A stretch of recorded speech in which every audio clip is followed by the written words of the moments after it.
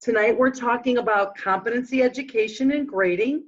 We're here with Gina Castellano, our principal, our assistant principal, Eric Lasky, and our data specialist, Jennifer Tan. She'll be joining me to help us talk about our grading and then how to help you see your students' grades. And we'll give you a chance to answer questions as well. We're going to start actually with Eric Lasky on slide 2, talking about our learning model. Yeah. So our learning model, when you look at it, we have 3 different categories. We got learning, innovation, life, and career. The learning part is the content. It's the writing and the math and the reading. Whereas you look at the other ones, the life and career are what are the skills you need to be successful in any career you have, such as being on time, being organized, making sure that you're on task. And then we have our innovation skills, which are your communication, collaboration, problem solving, and creativity. And I always like to say, because some of your students went to Giles and they maybe went to a school that was standards-based. And sometimes people say, well, what's the difference between standards-based and competency? And really the difference is that we like to focus on all 3 of these areas, where standards are focused more just on the learning. But we feel like those other skills, the communication, collaboration, and those life skills are just as important for our students. You can go forward. All right, so you've heard the rumors that we do things a little differently, and we do. But before we talk about what we do, I want to review with you what we already know. So what I'm going to talk about now is 2 different scenarios of traditional school and grading that you probably had when you were in school, and we certainly had when I was in school. So the first scenario is this. You are a freshman student. You are assigned to a freshman English course. Throughout that course, your freshman student will do some reading, some writing. They might present about short stories. They might read a novel or a play. They might learn to read a poem. At the end of the term, they're going to take an exam to assess their skills based on the Illinois Learning Standards. Back then, we called them other things. They receive a grade of an A, B, C, D, or an F, and then they move on to English 2. Now, if they receive an F, in the old way, you know, they would go to summer school. They would take the whole course again before they could move on to 2nd year of English. So that is how you were taught, I was taught, and how your student used to be taught, or your child used to be taught. Now let's think about this from another angle. Let's say you have a student that's taking a math class, for example, a freshman math class, and they've been failing all semester. You get them a tutor, they are getting extra help in school, after school with the teacher, back when we used to come to school full time, and he gets as much help as we can give them, and they end up passing math with a D minus minus. So now he starts year 2 in math, knowing about 60% of the material from year 1 in math. But 60% of what?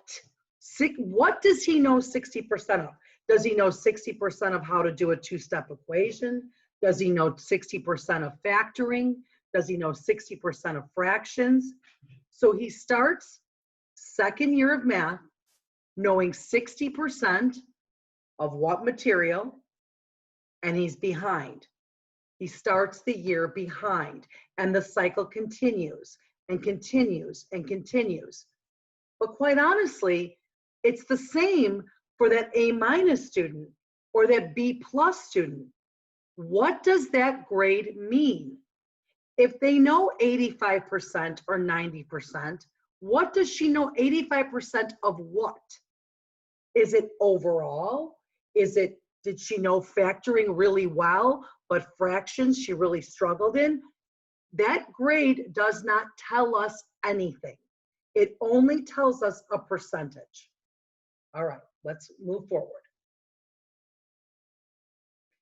So Eric alluded to Giles and how they use standards-based, and other schools use standards-based as well. Standards-based does take us a step closer to where we are at Ridgewood High School. We talk about standards-based with just the learning. That circle that he showed you was the learning. And here, students will master skills in a certain order. They will have statements on rubrics that tell you exactly what he knows, what he can do. And then after they complete the course, they're going to get a brand new set of rubrics to tell you now what can they do. So the system is a little clearer, but it's still just based on the learning. You can go forward. Eric?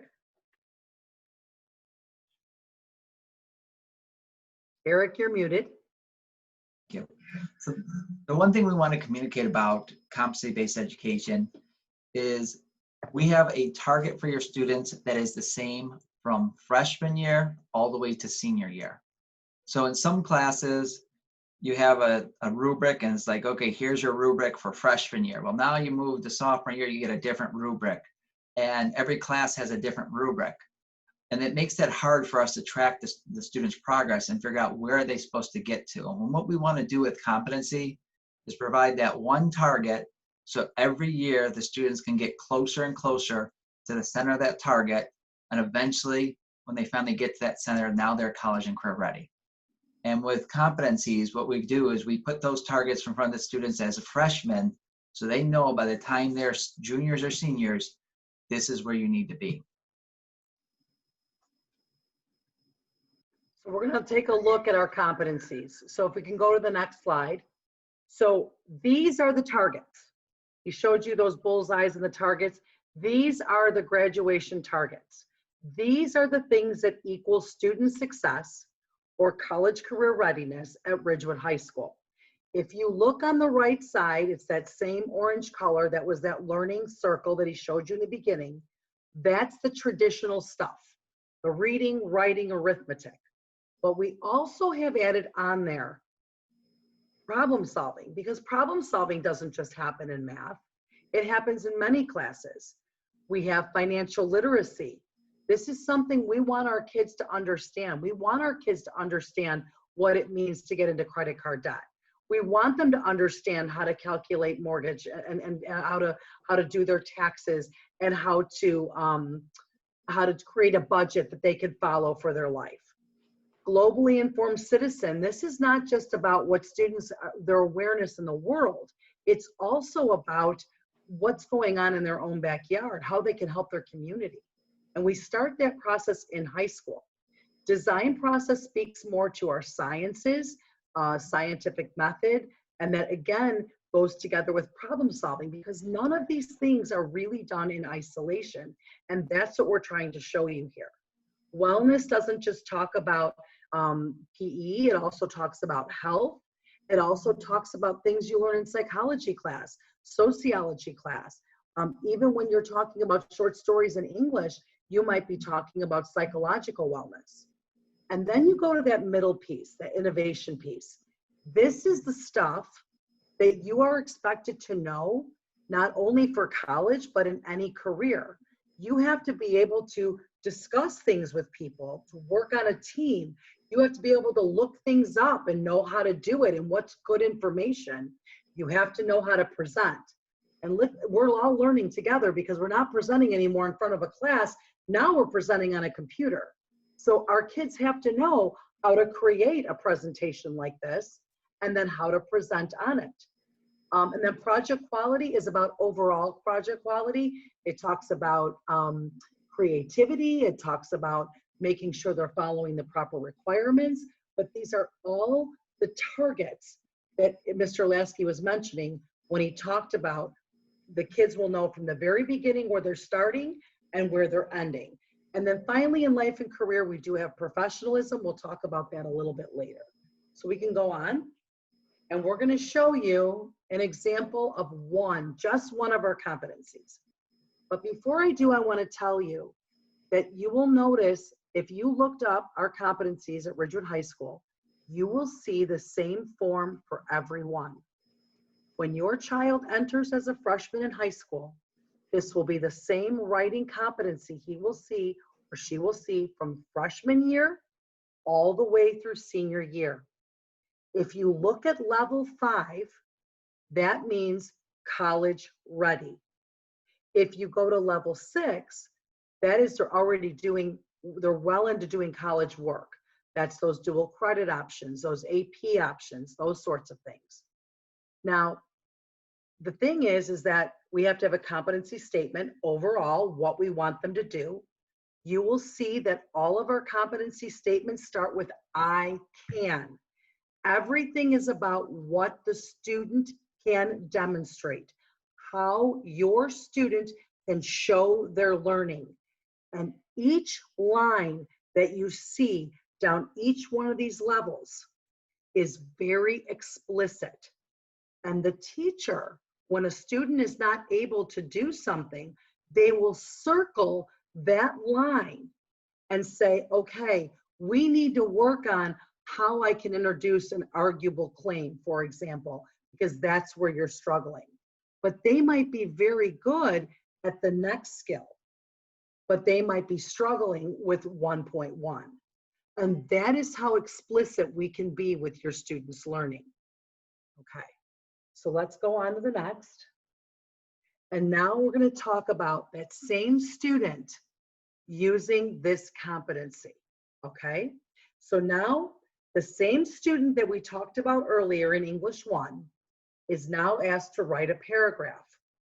This assignment, they are told they are going to be graded using the competency I just showed you, and will cover multiple skills. The student looks at one skill as an example. Can they demonstrate that they can identify a central theme? The assignment is just one piece of evidence. This one assignment is a piece of evidence that will show that they are moving towards achieving college and career readiness in writing. So when we use competency grading, we might be saying to them, you are a level 3 in this writing skill. But now if we're assessing presentation, they might be a level 4 in how they present that written work. So we're going to move on to the next slide and show you these levels, because we are level 1 through 6. Go one back, please. Okay. We are levels 1 through 6. We told you that 5 is college and career readiness. That is our goal. Our goal is not to get kids to level 6. Our goal, if they get there, it's great. But if they're at level 5, they are ready to go to college.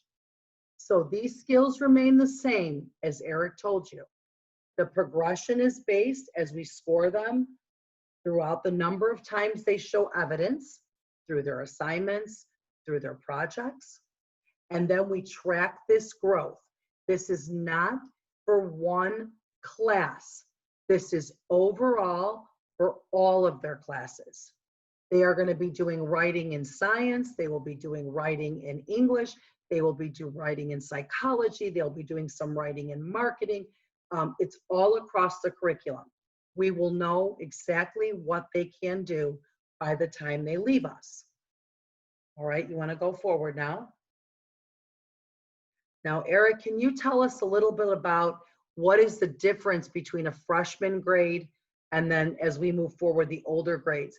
And the one thing I do want to tell you now is we understand that colleges still would like to see a traditional transcript.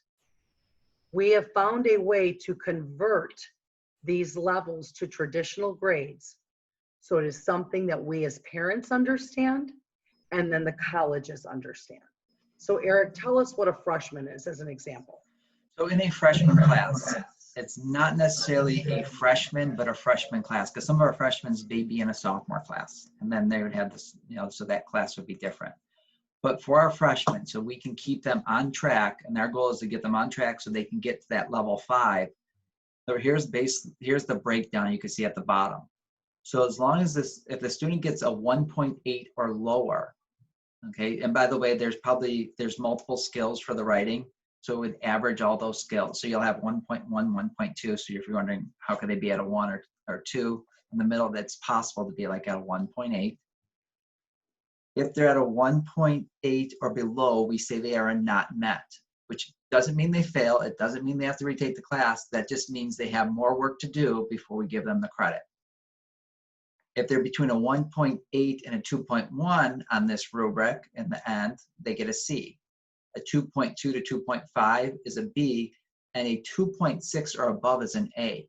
And yes, students, so yes, as the students get like a 3, that's an A. Students can also get 4 or 5s, and sometimes there may even be a situation they get a 6.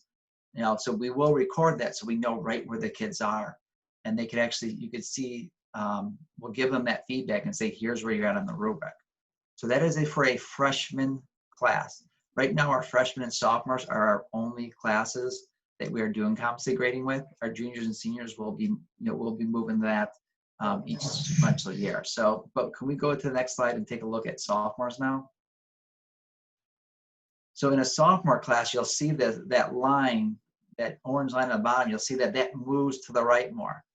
So now the expectation for the student is a little bit higher because once again, we're moving them towards that 5. So now a student that has a 2.4 or below would have a not met. And then you can see 2.4 to 2.7 is a C, 2.8 to 3.1 is a B, and then a 3.2 or above is an A. And then, so right now that is our grading policy. I know one of you said you had a junior. The junior classes are not using this competency grading, but next year then, like our freshmen did last year, now it's our freshman, sophomore, next year will be our freshman, junior, sophomores and juniors. If you go to the next slide, and I'm not going to go through each of these individual, but you can see now how that orange line once again moves to the right for junior year as we want our kids to get closer to that 5. And then if you go one more slide, eventually our students will get to that senior year, and you can sort of see where we want them to be. And even if our students do not get to that 5, if they get to that 4, they still are going to be able to be successful in college. They're not exactly where we want them to be for college ready, but they can go to college and they can still be successful. Mm-hmm. All right. We're good with that if you want to move All on. right, so now we're going to say when you see that final grade in Skyward, and Miss Tam will talk to you about how to do that in a few minutes. But when you see that final grade, what does it mean? So all the grades will be in Skyward throughout the semester. We take the learning and innovation skills, so the orange and the blue circles that we showed you make up 80% of the grade. Professionalism, which I will show you on the next slide, is 20% of the grade, and I will also tell you why. And the courses themselves were assigned at a specific level for all students. So PLTW, Physics and Engineering, is a freshman level student. It is graded with the freshman level conversion that we showed you. All right, let's take a look on the next slide at meeting deadlines, because I think this is an important piece and I want to give you the why. So right now, 20% of your grade, of each child's grade, will come from their ability to meet deadlines. And we're going to talk about why that is. I think there's been some rumors out there, and you could tell me if I'm wrong in our Q&A portion, that, oh, Ridgewood doesn't count homework, or, kids can do work at their own pace. It's not true. There is homework, because every day in every class, there is an exit slip. There is a pace of some task that kids must finish. If that task for that child is not finished, that now becomes homework. That task is still due, and they must meet that deadline. So if it becomes homework, they can do the homework, they can get help for the homework through tutoring, through the intervention period, coming to study hall. They can get help so that they can meet their deadline. If a student is supposed to take a test on a Thursday and they're not ready to take the test, they can work with the teacher to create a deadline, but they still have to maintain whatever contract that they've made with that teacher to maintain that deadline. And here's the big why. Because in the real world, as you well know, we have to meet our deadlines. And we have to make sure that we are teaching our students. It's not just what they can demonstrate academically, but it's what they can demonstrate professionally. And meeting deadlines is one of those skills that Mr. Lasky talked about that we have to make sure that our students can do. We want them to be able to hold a job. We want them to be able to be successful in college courses. And to do that, we have found through all of our feedback over the last 4 years that meeting deadlines is where our kids were struggling. And this is why the grade has now become 20% overall. You can go for it. Okay. Jennifer Tan, take it away. All right, so a lot of the times when you hear students, you'll hear them talking about primarily Skyward and Canvas. And before I start into Skyward, I want to explain the difference between one and the two. Canvas is what we call an LMS, a learning management system. So our teachers are using Canvas to post their presentation, their notes, students' assignments, and then students are utilizing that particular application or software to get all of the learning materials and submit the assignments. And then within Canvas, we've stored all of the rubrics that Lisa and Eric have talked about for each particular area, and the teacher scores the rubric in Canvas. The beautiful part between the two systems is that the grades transfer over to Skyward. Skyward is our student management system, and it shows you what grades and what courses your students are taking. So if you want to see how your kids are doing, you're always going to refer back to Skyward. It is live time. So any assignments that teachers put in, anytime they grade, any comments they put in, it is live. There is no downtime. It is completely 100% live. So when you log in and you're asking your student, well, why is this missing? Unless the teacher hasn't graded it, it is correct. Skyward is completely web-based, and every single parent has a login to the system. To get to Skyward, if you haven't done so already, you will go to our homepage, www.d234.org. Then at the top, we've got 3 tabs. You would click on the Parents tab. When you do, you'll see a bunch of different icons, and then you would click on the Skyward logo as displayed. When you log in, it looks something like this. All of the information is organized on the left-hand side, and for this particular presentation, we're going to be talking about the gradebook. So on the left-hand side in red, you'll see where it says gradebook. If you click on that, what you will see then is you will see your child's schedule along with the grade that they're getting in that particular class. Now, if you look at this, you'll see a bunch of different columns. Semester 1 is our semester. It will run until it will run until January, but this is a cumulative of their grade. SE1 is the semester exam. So some teachers decide to give a semester exam. If they do, their grade will show up in this column. It's blank right now because I don't think any teacher has given a semester exam, but later towards the end of the semester, you'll see it. Now the big one is the FG column, what we call the final grade column. This is the grade that is going to show up on our report card. This is the grade that's going to show up on the transcript. So when you are looking at your classes, if you actually click on the grade, you'll actually be able to see detailed assignments and assignment grades. But if you want to just see how your kid is doing overall, you can visit this landing page and see. Now, you might ask yourself, if you look towards the 3rd line, it is English 2 semester 1. That teacher hasn't put in a particular grade yet, or she's put in completely formative grades, so there is no grade yet. However, if you click on that final grade that is showing up, or even if there's no grade, if you click on that blank column, you'll be able to see all the assignments. So for example, we have a PE class. You've got all the due dates of the assignment name.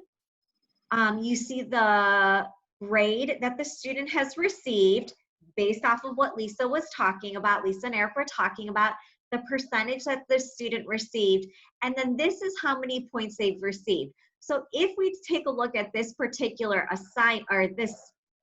class, this student turned in an assignment that was due on 9/11. It was worth 5 points, and the student got a 5 out of 5. If we look at the one on 8/28, it was a syllabus reflection. Again, the student got a 5 out of 5. Now, all of these assignments fall under learning and innovation, which is 80%, so it will show here. When the student, oh, I'm sorry. When the student gets a life and career grade, it will fall underneath here and it will let you know that it's weighted at 20%. Teachers do put summative assignments in and they're not weighted at 0%, but you can see what they are. Now, this particular student doesn't have any missing assignments for PE, but if they had missing assignments, it would show up here so you would easily be able to tell what is missing. Now, there are 2 codes that we use in Skyward that teachers denote that communicates with parents. If you see DNA in the gradebook, it means did not attempt. If you see NM in the gradebook, it means that it was not met. So as a summary, I'm sorry, go ahead. Oh, go ahead. I was going to summarize for you. So all grades will need to be shown in Skyward and throughout the semester. We combine learning and innovation, which is 80% of the grade, and 20% of the grade is professionalism. Here's the 2 big ones. If you take anything away from tonight, if you see a DNA, it means your child did not turn in the work. The work means, it means that even with all the chances, the child did not attempt the assignment. And that is much different from an NM. An NM means they turned it in, but they did poorly. Those are the 2 you want to watch for. The DNA will trigger a question to you to say, hey, how come you did not attempt that assignment? How come you didn't turn it in? The NM says, what kind of help do you need?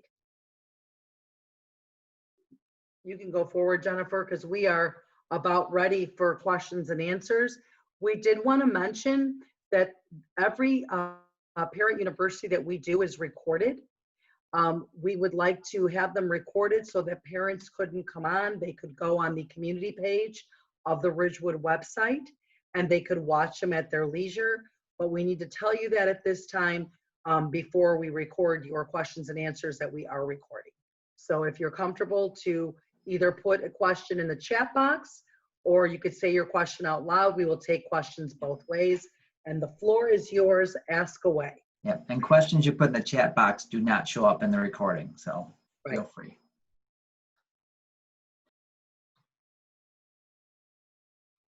Uh-oh, we stumped them.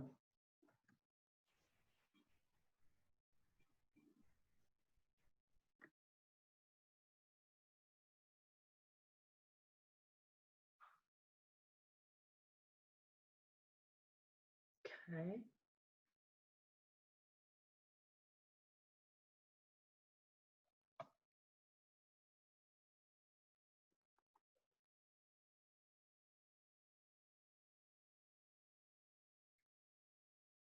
I want to remind you to unmute yourself too if you have a question. Okay.